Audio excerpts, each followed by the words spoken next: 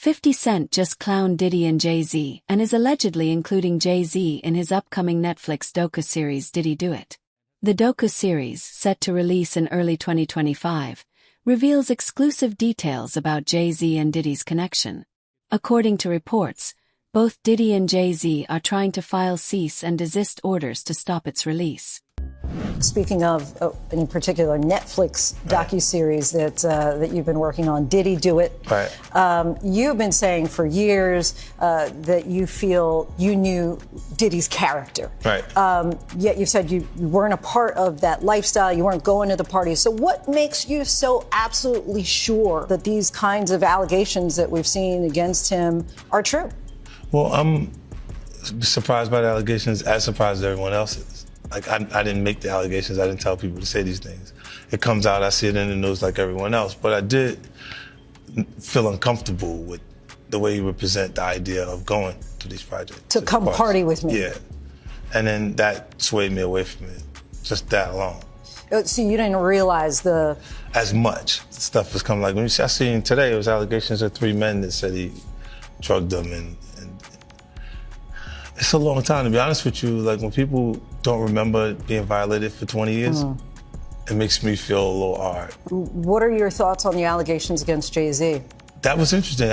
When I was saying things, not knowing exactly what I was saying, but I was going with, like, where's Jay at? He's mad quiet. Like while the Puffy thing was going on. But it's obvious now that his team was being made aware that he was in those allegations also. You know, so I hope it works out, because with his family, the things that go on internally is that those accusations. 50 Cent's docu-series was announced back in December of 2023. According to insiders, production is almost complete. 50 Cent claims that his docu-series doesn't focus on any of the gossip happening right now, but instead will delve into how Diddy's alleged criminal enterprise worked. A statement released by Netflix reads, "This is a story with significant human impact. It is a complex narrative spanning decades, not just the headlines or clips seen so far. We remain steadfast in our commitment to give a voice to the voiceless and to present authentic and nuanced perspectives." And you don't throw out allegations, but like, you kind of poke fun at them. You just ask questions. You're not worried that it comes back your way? Like, people dig up your past and try to pull stuff up? I don't got that shit in my past. I'm not. Everybody got a little bit. Look, like, not that it's real enough. I took a pill, but it was for me to perform better. For her to remember, buddy. I didn't fucking give her a drink so she forget what the fuck happened. What the fuck is going on here, bro?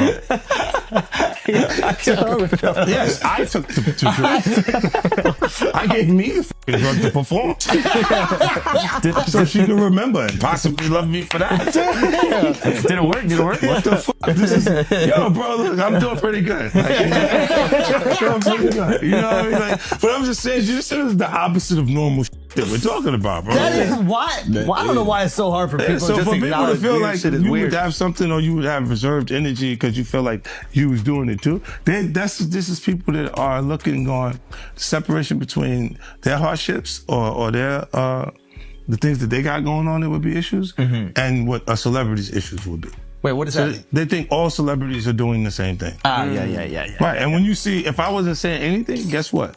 You could safely say that a person on the outskirts that is not involved in hip-hop culture could think that everybody in hip-hop culture is with that shit. Diddy and Jay-Z aren't the only ones who are going to be exposed when this docu-series comes out.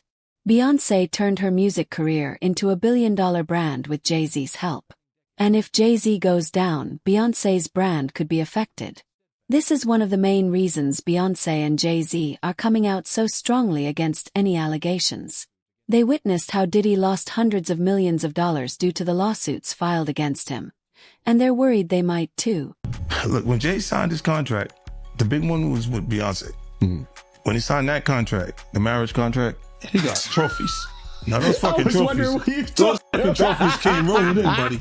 He started getting Grammys left and right, man. I mean, look, if you look at his career, Wow. You're gonna let him say that? Jay was getting Grammy. he had one. Exactly. He had And one. he didn't show up. No, he had like 20 now.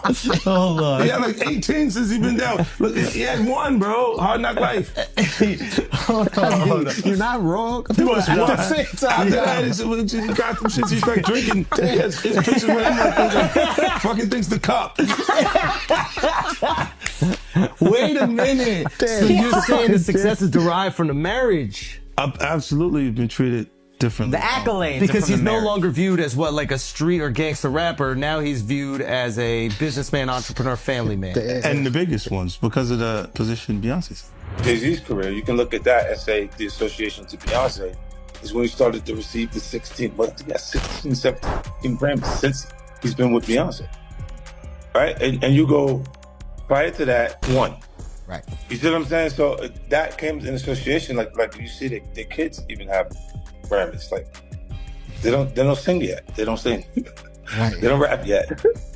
And they already have Grammys and shit. So it's like they give them this trophy so we secure that they're coming to the award show. It meant that much to the culture that they just gave. On December 9th, a civil lawsuit was filed against Jay-Z after months of rumors about his alleged involvement with Diddy.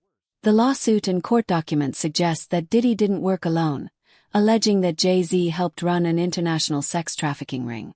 The lawsuit accuses Jay-Z of involvement in the alleged assault of a 13-year-old Jane Doe at an after-party following the MTV Video Music Awards in New York City. Reports indicate that details of hundreds more victims, spanning decades, are included in 50 Cent's documentary. There's an accusation about Jay-Z and Diddy and a teenager, 13-year-old teenager. Right.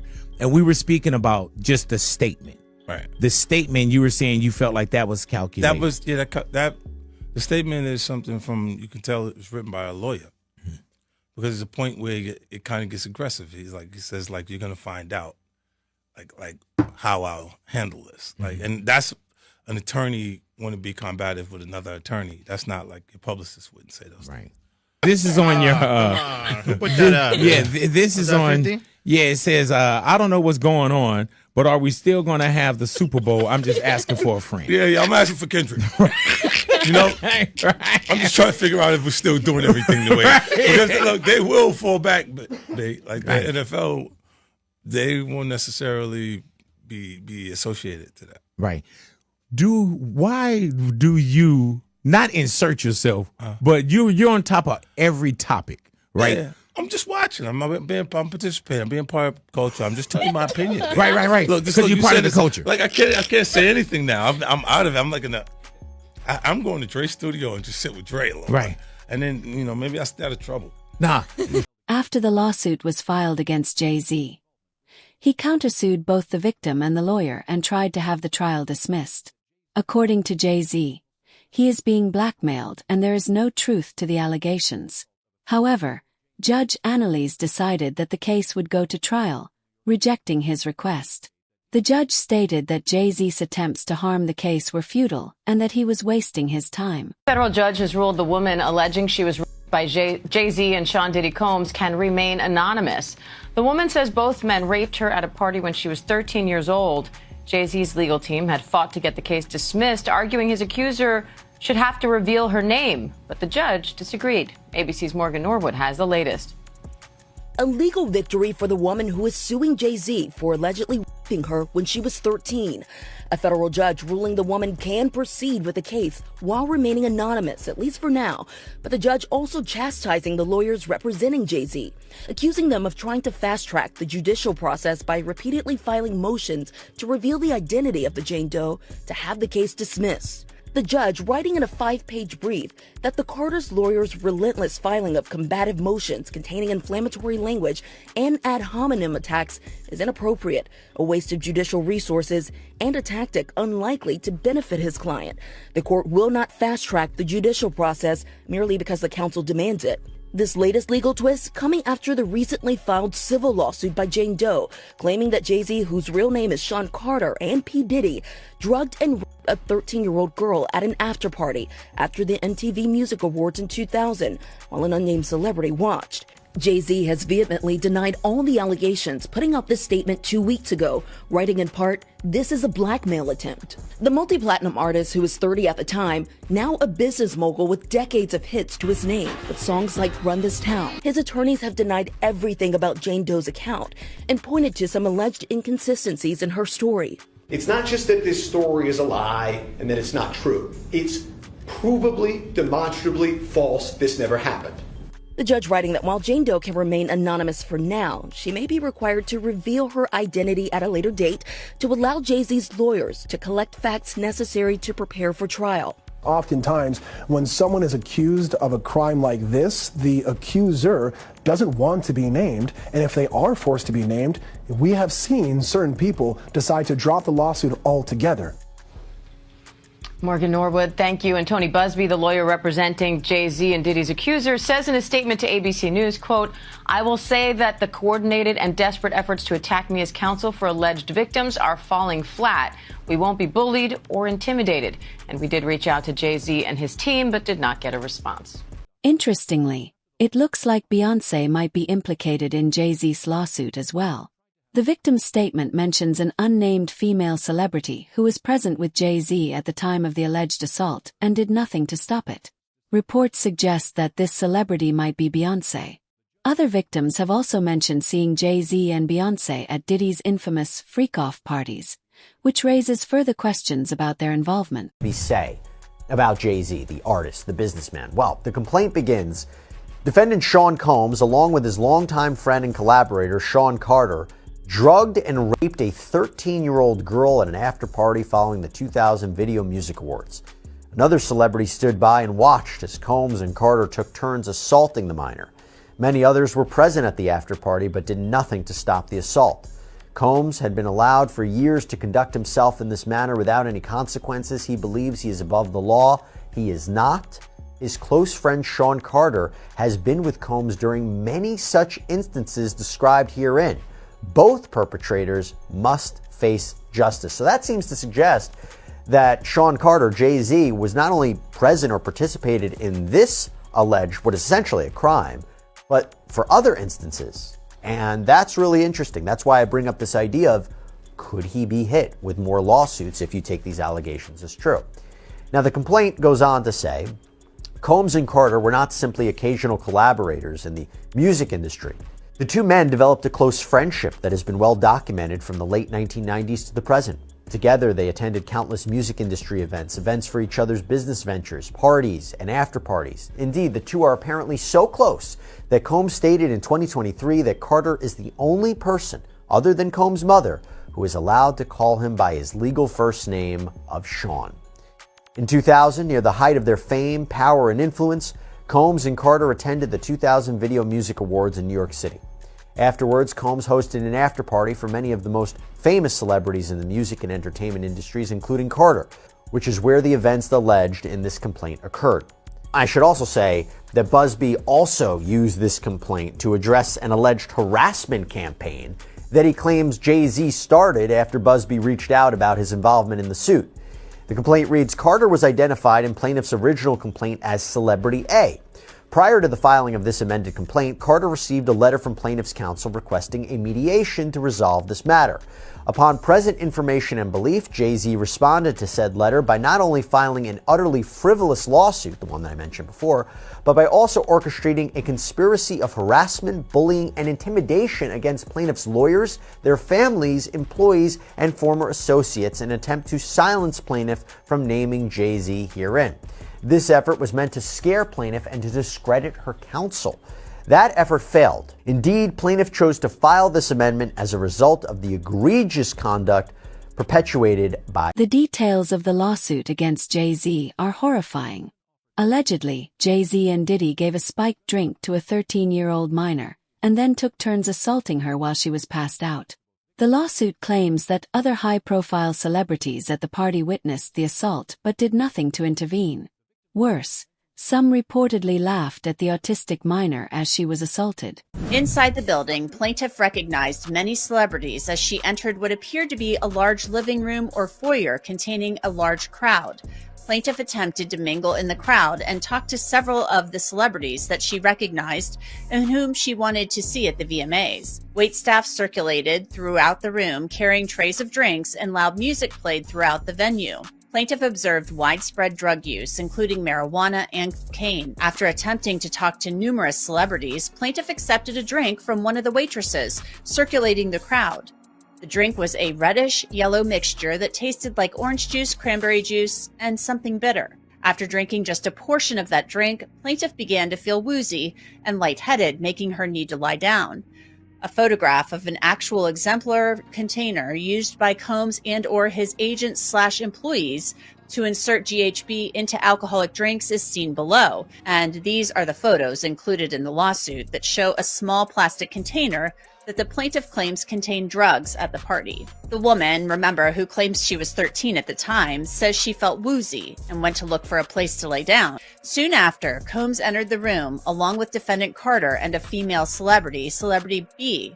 Plaintiff immediately recognized all three celebrities. Combs aggressively approached plaintiff with a crazed look in his eyes, grabbed her and said, "You are ready to party." Combs then threw plaintiff toward a wall, causing plaintiff to fall.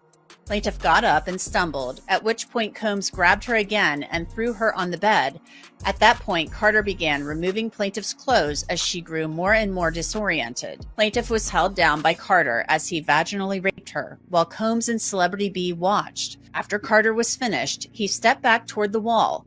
Combs then stepped forward and vaginally raped plaintiff while Carter and Celebrity B watched. Combs then knocked plaintiff down and attempted to force plaintiff to perform oral sex on him. She fought back, standing up quickly and punching out at the same time, hitting Combs in the neck. Taken aback, Combs stopped his attack. The minor herself has come forward in an interview describing the trauma she endured. She revealed that she suffers from severe PTSD and has experienced seizures as a result of the assault. She explained that she wanted to speak out sooner, but was terrified of what Diddy and Jay-Z might do to her. It's worth noting that both Diddy and Jay-Z had previously been linked to violent incidents, including stabbings and shootings, which understandably intimidated the 13-year-old into silence. You should always advocate for yourself and be a voice for yourself. You should never let what somebody else did run your life. A 38-year-old mother from Alabama who has filed a lawsuit accusing Sean Diddy Combs and Jay-Z of raping her when she was 13 years old is speaking out to NBC News for the first time. She asked us not to reveal her identity. What made you want to come forward and talk today? Because I think that I've been quiet long enough about what I've been through, and it's been hard enough to be quiet, but it's a chapter of my life that I'd like to close. You weren't scared to be all alone? No, with having autism is like feeling like you live your life in a shatterproof juggle ball. The world's on fire. The fire is inside the ball with you, but there's no way for you to get out. In addition to having autism, the woman says she suffered a head injury. The night of the 2000s VMAs, she says a friend drove her from Rochester, New York to Manhattan, a more than 5-hour drive. Her attorney provided NBC News with the name of the friend who has since died. The woman says she spoke to Combs' limo driver, who offered her a ride to an after party. I stumbled upon Diddy's driver, who told me that I was exactly what Diddy was looking for. What did you think when he said that to you? I thought it meant that I was just pretty. She went to a White House, she says, where she spoke to musicians Benji Madden and his brother. I'm talking to Benji Madden about his tattoo because, I have about his tattoo that's the Last Supper because I have a religious background. So it was just something to talk about. At the after party, she says she had a drink that made her feel woozy. Then she says Combs and Carter took turns raping her while a female celebrity watched. JC comes in and rapes me. He at that point I was fighting, trying to get away from him, and he put his hand over my mouth and told me to stop it, cut the After the alleged rape, she says she ran to a gas station where she called her father, who picked her up and drove her home. We rode home in silence. He didn't ask me what happened. He didn't ask me what I did or where I was. Diddy knows the severity of the allegations against him and has reportedly offered $50 million as bail in hopes of being released. His legal team even offered his house as collateral. However, the judge denied the request, stating that Diddy is too dangerous to be let out and poses a significant threat to both victims and witnesses.